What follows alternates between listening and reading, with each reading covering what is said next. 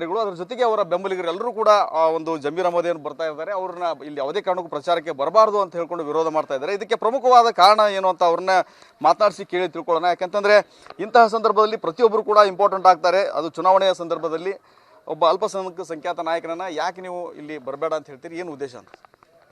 ಬಾಗಲಕೋಟೆಯಲ್ಲಿ ಅಂಜುಮನ್ ಅಂತ ಶಿಕ್ಷಣ ಸಂಸ್ಥೆ ಇದೆ. ಆ ಶಿಕ್ಷಣ ಸಂಸ್ಥೆಗೆ ಸಂಬಂಧಪಟ್ಟಂತೆ ನಾವು ಮೊದಲಿದ್ದಂಥ ಅಧ್ಯಕ್ಷರನ್ನು ಅವಿಶ್ವಾಸ ಗೊತ್ತುವಳಿ ನಿರ್ಣಯ ಪಾಸ್ ಮಾಡಿ ಹೊಸ ಅಧ್ಯಕ್ಷರನ್ನು ನೇಮಕ ಮಾಡಿದ್ದೀವಿ. ಹೊಸ ಅಧ್ಯಕ್ಷರನ್ನು ನೇಮಕ ಮಾಡಿದ ನಂತರ ಅದನ್ನು ಅನುಮೋದನೆಗಾಗಿ ಬೆಂಗಳೂರಿಗೆ ಕರ್ನಾಟಕ ರಾಜ್ಯ ವಕಫ್ ಮಂಡಳಿಗೆ ಸಲ್ಲಿಸಿದ್ದೀವಿ. ಆ ಕರ್ನಾಟಕ ರಾಜ್ಯ ವಕಫ್ ಮಂಡಳಿಯವರು ರಾಜ್ಯದ ಮುಖ್ಯಮಂತ್ರಿಗಳು ಕೂಡ ಈ ವಿಷಯಕ್ಕೆ ಸಂಬಂಧಪಟ್ಟಂತೆ ಮಾತಾಡಿದರು. ನಮ್ಮ ಶಾಸಕರು HY ಮೇಟಿ ವಯಸ್ಸಾದಂಥ ಹಿರಿಯರು ಬಂದು ನೇರವಾಗಿ ಜಮೀರ್ ಅಹಮದ್ ಖಾನ್ ಅವರಿಗೆ 2 ಬಾರಿ ಭೇಟಿಯಾಗಿ ಹೇಳಿದರೂ ಕೂಡ ನಮ್ಮ ಕೆಲಸ ಮಾಡಲಿಲ್ಲ. ಅಂಜುಮನ್ ಶಿಕ್ಷಣ ಸಂಸ್ಥೆ ಅನ್ನೋದು ಒಂದು ಬಡ ಸಂಸ್ಥೆ. ಆಮೇಲೆ ಜಮೀರ್ ಅಹಮದ್ ಅವ್ರನ್ನ ಕರೆಸಬೇಡ್ರಿ ಅಂಥೇಳಿ ಬಾಗಲಕೋಟೆ ಜಿಲ್ಲಾ ಉಸ್ತುವಾರಿ ಸಚಿವರಿಗೆ, ಆಮೇಲೆ AICC ಸೆಕ್ರೆಟರಿ ಬಂದಾರ ಇಲ್ಲಿ ಗೋಪಿನಾಥ್ ಪಳನಿಸ್ವಾಮಿ ಅವರಿಗೆ, ಜಿಲ್ಲಾ ಅಧ್ಯಕ್ಷರಿಗೆ ಈ ವಿಷಯವನ್ನು ಹೇಳಿದ್ದೇವೆ.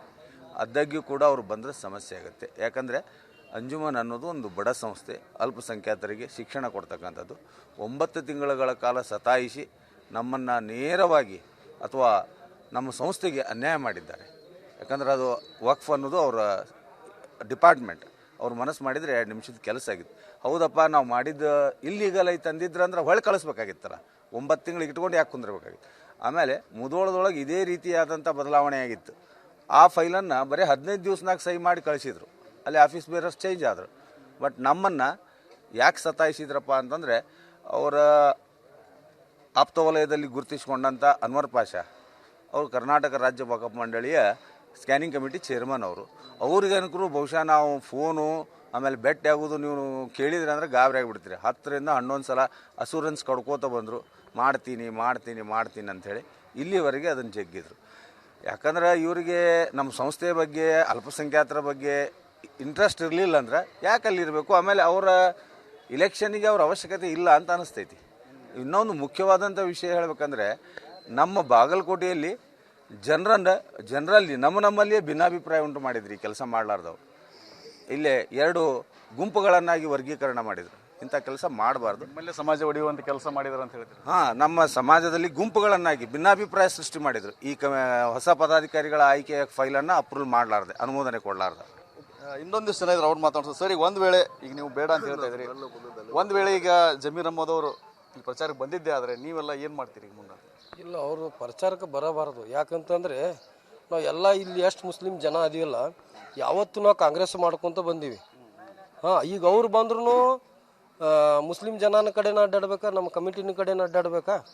ಯಾಕಂದ್ರೆ ಅದಕ್ಕೆ ನಾವು ಇಲ್ಲಿ ಎಲ್ಲ ಲೀಡರ್ಸ್ಗಳು ಎಷ್ಟು ಮಂದಿ ಇದೀವಲ್ಲ, ಮುಸ್ಲಿಂ ಸಮಾಜ ಲೀಡ್ರು ಎಲ್ಲರೂ ನಾವು ಇದು ಮಾಡ್ಸಕತ್ತೀವಿ, ಪ್ರಚಾರ ಮಾಡಕತ್ತೀವಿ ಕಾಂಗ್ರೆಸ್. ಅವ್ರು ಬರೋದ್ರಿಂದ ಮತ್ತಷ್ಟು ಹೆಚ್ಚಿನ ಮುಸ್ಲಿಂ ಮತಗಳು ಬರ್ತವೆ ಅನ್ನೋ ಒಂದು ವಿಚಾರದಲ್ಲಿ ಕಾಂಗ್ರೆಸ್ ನಾಯಕರು ಇರ್ತಾರೆ. ಅದನ್ನ ಮತ್ತೆ ಹೆಂಗೆ ನೀವು ಇದು ಮಾಡ್ತೀವಿ? ಇಲ್ಲ, ಅವ್ರು ಬಂದರೆ ಮುಸ್ಲಿಂ ಕಾಂಗ್ರೆಸ್ ವೋಟ್ ಸ್ವಲ್ಪ ಹೊಡಿತಾವ ಅಂತ ನಮ್ದು ಅಭಿಪ್ರಾಯ ಇದು. ಅಂದ್ರೆ ಅವ್ರು ಬಂದ್ರೆ ಪ್ಲಸ್ ಏನಾಗೋದಿಲ್ಲ ಅಂತೀರಿ ನೀವು? ಪ್ಲಸ್ ಆಗೋದಿಲ್ಲ, ಮೈನಸ್ ಆಕೈತಿ. ಯಾಕಂತಂದರೆ ಈಗ ನಮ್ಮ ಸಂಸ್ಥಾದ ಕೆಲಸನ ಮಾಡಿಲ್ಲ ಅಂದ್ಮ್ಯಾಗ ಈಗ ನಾವು ಅನಿವಾರ್ಯ ನಾವು ಇರೋದು ಮಾಡಲಿಲ್ಲ ಅಂದ್ರೆ ನಮ್ಮ ಫಾಲೋವರ್ಸ್ ಇರೋರು ಮಾಡೋರಲ್ಲ.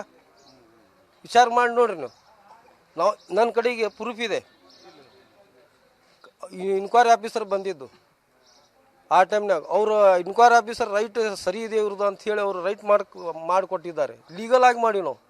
ಒಂದು ವೇಳೆ ಇದರ ವಿರೋಧದ ಮಧ್ಯೆಯೂ ಕೂಡ ಅವ್ರು ಬಂದ್ರೆ ನೀವು ಗೋ ಬ್ಯಾಕ್ ಅಂತಂದು ಇದು ಮಾಡ್ತೀರಿ? 100%. ಅದಕ್ಕೇನು ಇದು ಅಬ್ಜೆಕ್ಷನ್ ಇಲ್ಲ. ಯಾಕಂದ್ರೆ ಬರುದಿದ್ರು ರಿಜವಾನ್ ಅರ್ಷದ್ ಅದಾರ, ಅವರು ಒಂದು ಮುಸ್ಲಿಂ ಸಮಾಜದ ಲೀಡರ್ ಅದಾರ, ರಿಜವಾನ್ ಅರ್ಷದ್ ಅವರು. ಆಮ್ಯಾಗ ಸಲೀಂ ಅಹಮದ್ ಖಾನ್ ಅದಾರ.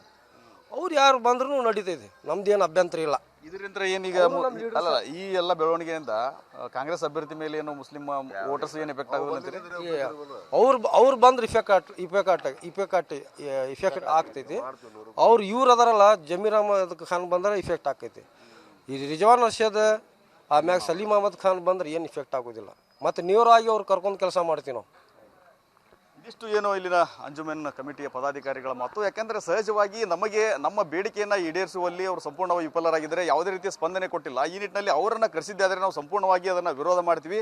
ಅವ್ರು ಬಂದ್ರೇ ಕಾಂಗ್ರೆಸ್ ಅಭ್ಯರ್ಥಿ ಮೇಲೆ ಮತಗಳ ಮೇಲೆ ಸಂಬಂಧಪಟ್ಟಂತೆ ಎಫೆಕ್ಟ್ ಆಗುತ್ತೆ. ಆದರೆ ಅದನ್ನು ಬಿಟ್ಟು ಬೇರೆ ಯಾವುದೇ ಮುಸ್ಲಿಂ ನಾಯಕರು ಬಂದರೂ ಕೂಡ ನಾವು ಎಲ್ಲರೂ ಕೂಡ ಸ್ವಾಗತಿಸಿ ಹೆಚ್ಚಿನ ಮತಗಳನ್ನು, ಅಲ್ಪಸಂಖ್ಯಾತರ ಮತಗಳನ್ನು ಕಾಂಗ್ರೆಸ್ ಅಭ್ಯರ್ಥಿ ಹಾಕುವ ಮೂಲಕ ಅವ್ರನ್ನ ಗೆಲ್ಲಿಸುವ ನಿಟ್ಟಿನಲ್ಲಿ ಪ್ರಯತ್ನ ಮಾಡ್ತೀವಿ ಅನ್ನೋ ಮಾತನ್ನು ಹೇಳ್ತಾ ಇದ್ದಾರೆ. ಕ್ಯಾಮರಾಮನ್ ಬಾಬು ಜೊತೆ ರವಿ ಮುಖಿ, TV9 ಬಾಗಲಕೋಟೆ.